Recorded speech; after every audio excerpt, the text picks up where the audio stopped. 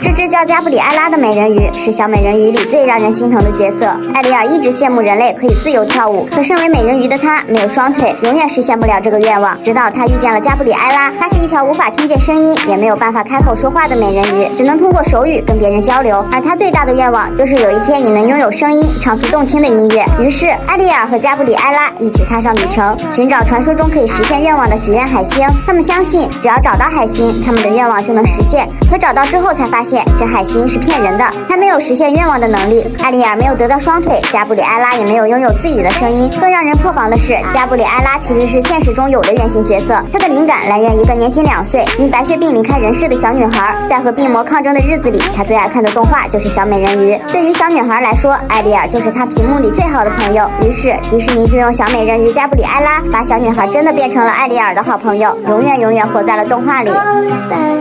I'll make a cup of coffee.